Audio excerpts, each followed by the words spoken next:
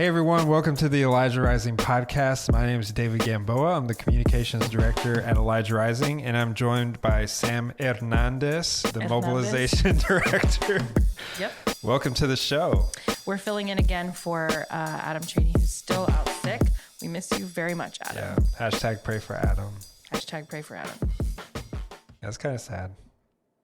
It is. We miss Adam. We miss him a lot. We have a creative team here that is me, Adam, and David, and we feel very, very much like a big part of our heart is missing. And especially with the podcast, this was really his baby. So we hope that he can join us again soon. Yes. And today we're talking about how can we tell stories to fight trafficking? Yeah. How can we tell stories to fight trafficking, and why would storytelling even be a part of fighting trafficking? Yeah, it seems like it's not a solution. It doesn't seem like a productive solution. Or the most productive, which at the end of the day, like it isn't like the most important part, but it facilitates all of the necessary and important parts. Right. And so where we're at right now is we are having a live film premiere event on October 17th. We've made a movie essentially. We made a movie. We made a film. I mean, it's pretty much a feature-length film, right? It's about an hour. Yeah, it's almost an hour. And there's a lot of questions that you may be thinking, why did a nonprofit that fights sex trafficking even make a movie? Why did this happen? How did this happen? And what is it for? We're going to answer those questions today. Well, some of you may have known that last year we actually did a play with the amazing people at 80 Players as our year-end fundraiser event. Yeah, some of you were probably even there. Yeah, it was incredible. And we were hoping to do that again. Yeah, and with COVID, I think COVID just threw everybody a curveball, and we're all having to change our plans. And so everyone's saying like we can never go back to doing things the way that we've done them before. And so this challenge also presented us an amazing opportunity to create a film that would live beyond one night. Yes.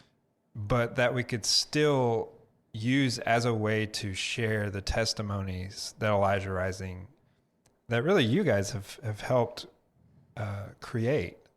Yeah, because we found over time that, you know, people want to know, they want to hear from the women that we serve, they want to hear the stories of what's happening.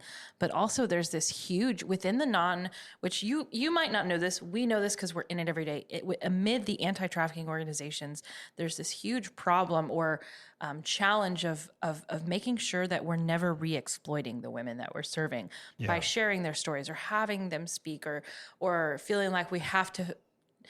There's a lot of things. So we want to always protect that. Number one, these stories don't belong to us. They belong to the person. And, you know, focusing in on the horrible, horrible parts of what happened to people can be really harmful. So we wanted a way to be able to, how do we capture the reality and the beauty and the hardship of the story? How do we communicate that? And then when we do it at the gala, or, you know, we had it as a gala that was a play, it's only that one night. It's only that one small group of people. Yeah. And so save the date in your calendar if you haven't already. October 17th is going to be live streamed on Facebook, live streamed on YouTube. So you're going to be able to, you know, put it up on your TV, invite some friends over. We're putting together like an entire like watch party kit that you can download. It's going to have like a checklist of everything that you need for the night, some stats that you can actually print out and put on your wall. But back to the storytelling and back to this podcast, I want to kind of give them a behind the scenes look at what all goes into creating monologues and why monologues. Yeah, I think that monologues make sense now. I think in the future I could see us making maybe even a play or doing something grandiose. But so we started with, we always have a collection of stories. Yeah. Anytime something incredible happens, which is more often than you would think. Anytime we see God move, anytime we see a great success with someone that we're working with, we write it down to celebrate and to remember, like, God, you are so good. And this is the reason. It keeps us focused on, this is why we're doing this. You know, this is the victory. This is important. So we wanted to somehow share these stories in a way that did them justice. You weren't there. You couldn't see it. You know, us telling you what happened is one thing, but how could we artistically and beautifully communicate this story? Maybe not from the person that it happened to or the person that was there, but with an actor, with something that can be so curated to communicate the reality of what happened. So we started there. We sat down around a table, most of our team, and we said, what are some of the most impactful stories, and how can we write them in an arc that communicates not only what we do in the safe home, not what we do in our advocacy work, not what we do in this, but kind of your story from being a person seeing what's happening, to her story, the one who's overcoming and who's triumphing over sex trafficking. And that's why we think monologues fit, because it was like a little keyhole into those moments, which each of the characters that we all play in this story. Yeah. And I think what's important to remember about stories and storytelling is that they build empathy so we can better understand social issues. Yes. And so I want to talk a little bit about sort of Hollywood movies about trafficking versus, you know, the real stories that we see every day.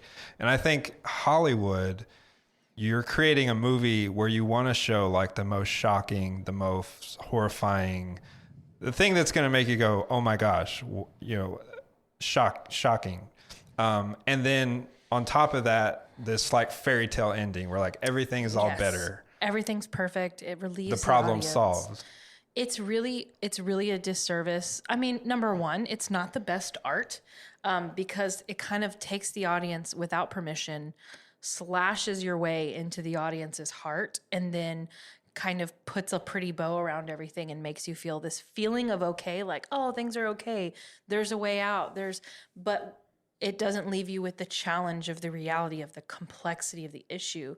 And it's like, it makes the most important factor in the people's lives who've been affected by this, the horrible thing that happened to them. Yeah, the incident where they were trafficked for, you know, a week or months or years. And it's like, that is not the most important part of a woman or a man's story, is the harm that happened to them, but it's about their resilience. Yeah. The story of rebuilding their lives, the story of what they've had to encounter in order to trust again, to love again, to rewire their brain, actively engaging their will to rewire their brain against what someone did to them. I mean, it's hard work that every person who recovers from human trafficking, sex trafficking, they do. And the way that those stories, number one, the stories, they break your heart in a way that's, I just don't think is right. And they don't do justice to the reality of what's happened to people. And we've had a lot of survivors speak out that they just don't feel like the things that have been put out do justice to their stories. Yeah, because it focuses on the most traumatic part where this person has put in really hard work and that, you know, gets no attention. But that's where the real story is. That's where the inspiration is. That's where the truth is about overcoming and the hard work that someone puts in and the journey of healing. Yeah. And I mean, to give them the benefit of the doubt, like, their job isn't to change people's hearts about human trafficking. Their job is to make money and to sell a ticket and to scandalize people and to this and that. And we have to understand that, like, these are real people's lives that we're representing with media. And a lot of times it's very much harming the people who try to say, no, it didn't even look like this. I wasn't abducted. I actually was groomed by someone I knew.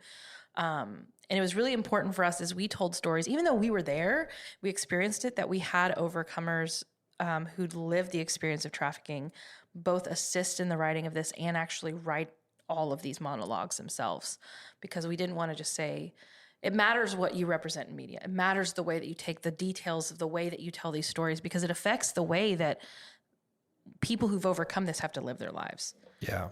And I think with social media and just kind of headlines, a lot of people don't read into stories as much now. Yes. Because you see the headline, you see human trafficking bust, 49 people rescued. Well, hold on a sec. What does that mean? Who are the 49 people? Who are they? Are they moms? Do they have children? Where, are they arrested and in jail? Yeah. Are they providing resource? Are they getting help? What's happening? And we just see that headline and we share it, but we don't want to invest a ton of time into understanding the story and walking through someone's journey. One of the most impactful stories that I've read was the story from Texas Monthly called Lost Girls. Yeah. And it was just a powerful story of this woman's journey from another country into the United States being trafficked. And just her whole process of trying to get out and her journey of healing. And I think what makes it remarkable is that it's so true. And it's not just like this cookie cutter. Yeah. I mean, it's what fuels everything that we do. I think you're right. You said that storytelling builds empathy. It builds compassion. It builds like respect, and it gives you insight to like, oh man, I wouldn't think about that struggle. I mean, there's an amazing shout out to an amazing advocate.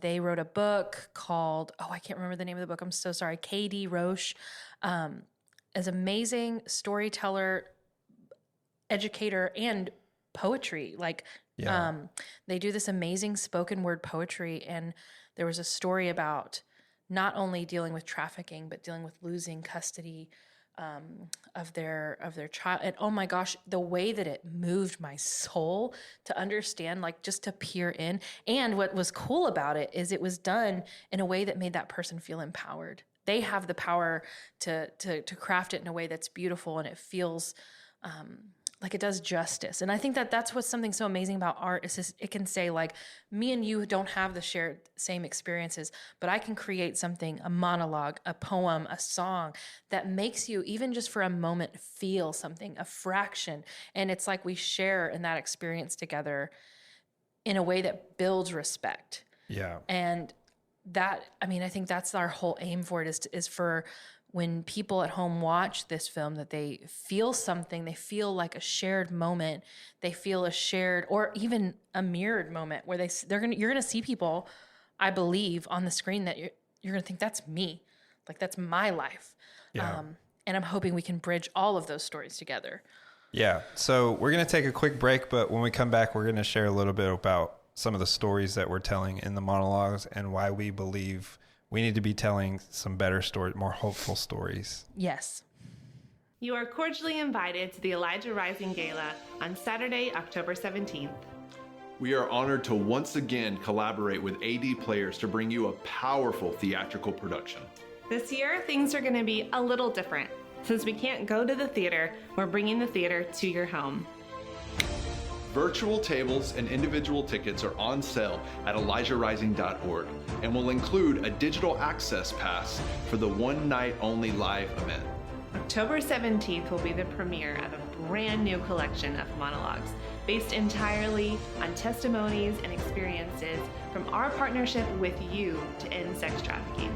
Our hope is to connect you with the work that you empower, because we're seeing so many moments of community mobilization, safe housing, and therapeutic care.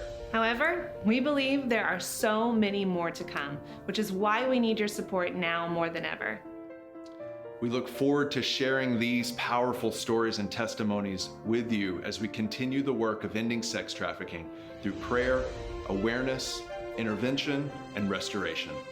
Okay, well, we're back, and we want to talk about storytelling. And a key point with stories is that stories make you feel something. And as a storyteller, you can kind of cater to the story to make your audience feel any way you want. Yes. And they help you experience something that's outside of your normal experience. And so one of the things we're trying to do is tell more hopeful stories, more inspiring stories, because it's easy to tell the dark and horrifying, evil, and traumatizing stories. It's so true, because you see it all the time, and I feel like this is it's a hard line to walk across, to say this horrible thing is happening, because absolutely it is. Yeah. But then if I don't believe that I have anything to help, and I'm just being re-exposed to horrible thing after horrible thing, none of us can emotionally weather that. Yeah. Nor does it it doesn't always draw us to action. It does sometimes, but because there's so much crisis fatigue, and we wanted to and a lot of us know that sex trafficking exists. We know that it's bad, but a lot of us don't know how we can engage or if there is even hope to fight it. And I know for me, I'm very sensitive. I'm a mom. I have a daughter.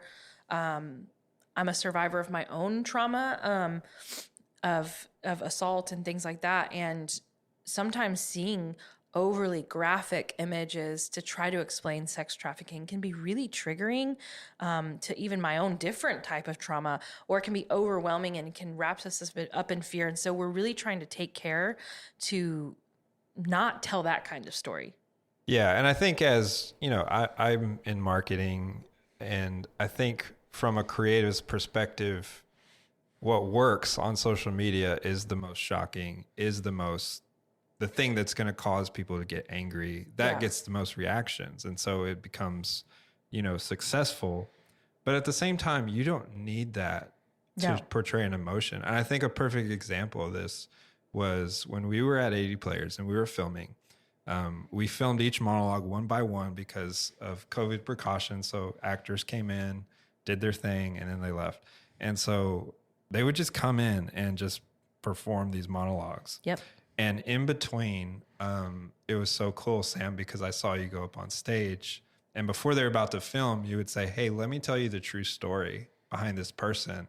And when you shared that story, it just unlocked a whole set of emotions. Yeah. It was really beautiful because you see these actors and actresses, which, by the way, 80 Players connected. They are the ones who found the actors and actresses. Alice, the amazing director, who connected, coached them, worked with us at the day of the shoot. And then we just had this beautiful silver platter to come and work with. They did so much amazing stuff. But I remember sitting in front of these men and women and just telling them, this is the woman that you're portraying. And one of them specifically, I was like, this is someone that I love very much, that I see every day. And, at first she took it to a very angry place, which it is an angry place, but connecting. And I actually stood behind, I kind of said, hey, let's redo this. And I stood behind the camera and I wanted her to connect with me. And it was such a crazy moment that I'm really glad that we have captured on film, because I was feeling, when she was communicating her actual plea, she's pleading for help. She's telling a situation that was in such a hard place, but still sharing the hope. And that connection just reminded me of the real situation that we're listening. I mean, one of the most important things that I share with the staff that we have in our safe home is that one of the biggest ministries that we have in this organization is to share in the cup of the suffering of Christ through walking with the suffering of the women that we serve and not fixing it. We are not here to Band-Aid it, to fix it, because that's for us.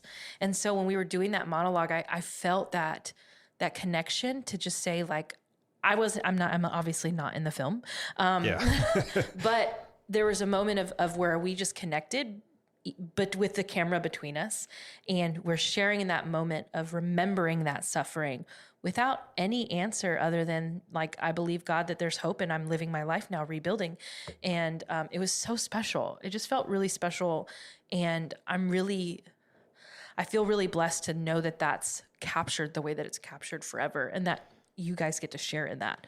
Yeah. And what I thought was so cool is I often hear from our restorative care program staff, they're like, if you could just see, like, the little things that are happening, the little instances of healing that they see happening in our program, every day, like, it would blow your mind. And that came to life for me in one of the monologues where this woman she's come out of a shelter and she's coming to the restorative care program. Mm-hmm. So she's on her way there. She's going through this long travel, but I'm laughing because it's a really sweet and kind of lighthearted. She's in the restroom and she's, she takes this moment to say a quick prayer. And it was just so powerful. And it was it's such a simple moment. I would have never thought that would be a really engaging, like, even as I read the script, I was like, this is so simple. Like, I don't get. It's amazing because she's in the mirror, like, asking for a moment before she gets on the van. And she's like starting to pray. She's like, okay, God, hello. I mean, I suck at this. But It's so true. It's the childlike faith in the seeing the like, I can reach out to God. I can do this thing. And even believing, just the moments of like believing in themselves, having bravery. Like these aren't things that are it's not what the work that we're doing. It's the work that these women are doing. And they're taking steps in leaps of faith, believing in God. And everything that Elijah Rising's doing is just to make space for that. Yeah. Just space for that. So to see those moments captured, like the actors just did such a good job. And, you know, we got to coach them a little bit in it and catching those moments of growth. Yeah. And we tried to show it from different perspectives. So like one of the stories is from the perspective of a volunteer. Another story is from the perspective of someone who just got off a van tour. Yeah. And then one is like a woman who had graduated from the program, and this is years later that she's looking back. She's been restored. There's another that is but like the one we were speaking at a second ago, she's about to enter the Elijah Rising program. And then there's one who, you know, there's people in different stages of their life to show the types of things that they're going through. And then there's one that's just a mom who's gone on a van tour. Yeah. And her immediate response, and the ones that I think a lot of you are having, even listening to our podcast. Yeah. And so we kind of want to wrap this episode up. And the last thing I want to bring up is word of mouth is one of the most powerful tools of anti-trafficking awareness. For Elijah Rising, I mean, for us to be able to do what we do at the level that we do it, it's largely based on word of mouth. People who have gone on intervention, people who have sat through a presentation of ours, people who have been on the van tour, and they go and tell their friends the story. This is what I saw. Yes. You're not going to believe what's happening. This is essentially storytelling. Yeah. And it's crazy to me because being here for so long, for the past 7 years, people come up to me. Well, they used to when people engaged with one another, but people would come up to me and say, oh my gosh, I'll never forget. I went to the Justice Rally during the Super Bowl, and I saw God move. I saw a woman get touched by God and get out of the life, and it's changed me forever. And I'm like, man, I don't even remember hearing that story, but that is incredible. And how these moments when people decide to step in, they have an experience, and it's like, it has marked them for life. And honestly, as we're both marketing mentality people, to have, like, you look at our website, statistics and analytics, and usually you'll see like Google search, Facebook, IG, referral from this thing, and then a very small sliver of direct people who type in Elijah Rising. Yeah. But almost 50% of everyone who comes to reach out to us, they're literally typing it. That means that people are telling them about it. They're remembering, which is almost, you know, in the professional world would be really frustrating because you can't track that. Yeah, we don't know where they come from. But we know that you all are listening and talking to each other and sharing your experience, how this affected, and it's helping us fund restoration that we're all the things that we're trying to accomplish for the women that we're serving. And it's absolutely incredible. Yeah. And so this is why on October 17th, this is why it's such a big deal, because we used to be limited to however many people we can fit in a building. Yes. Just maybe a couple hundred. Yes. So by doing it virtually, we've removed that limit. So now we have people in Hawaii saying, hey, I want to watch, and I'm going to send it to my groups in Hawaii, and they're going to watch. We have people in churches in Florida. They're like, hey, I want to host a watch party in my church. I just talked to somebody from San Francisco the other day who said they listened to our podcast. They found us on TikTok. If you didn't know we're on TikTok, we are. Who plan to attend that way.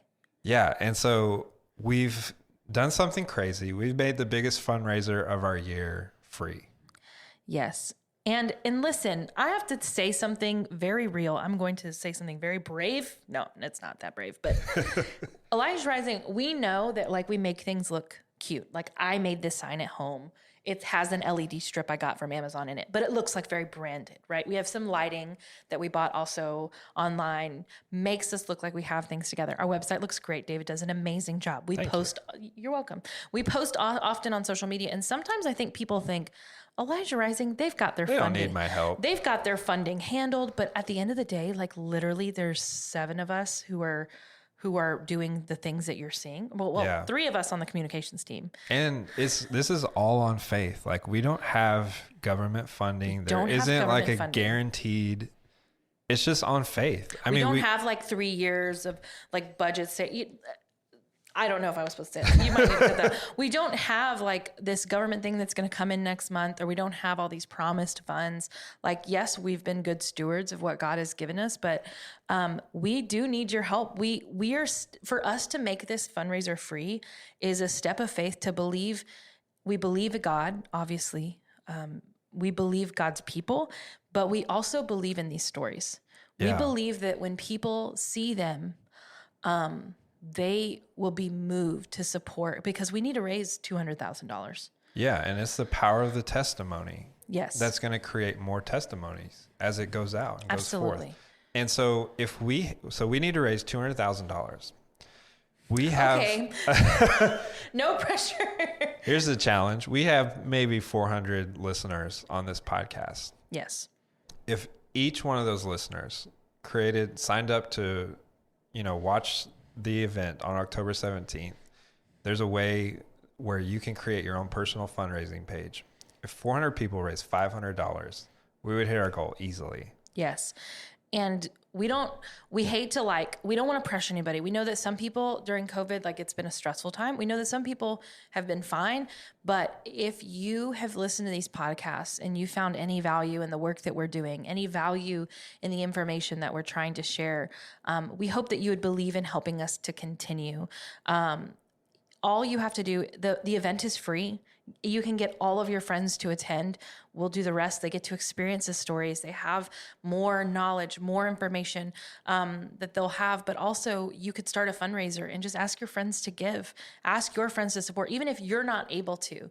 We see the people that give, the $5, the $10. And that, God bless you. That's incredible that you have taken something that you have and have given it to the people that we're serving.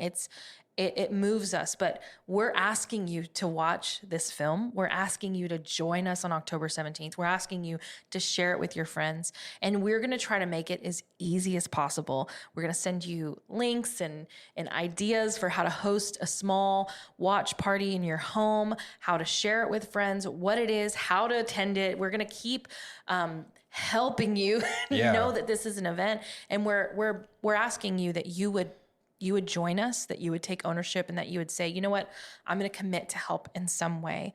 And if you haven't seen the trailer already, I guarantee you it's very exciting. It's amazing. We're very proud. Also, it's family friendly. So we know that you're going to be in your home. So you're going to have your kids. Mm-hmm. And we catered these monologues to be family friendly. Yes, you can have your kids in there, parental discretion always, but we're not going at in the depths of the horrible parts of it. This is really a hopeful story that is about restoration. It's about resolve to fight sex trafficking. It's about the power of God and the resilience of his people.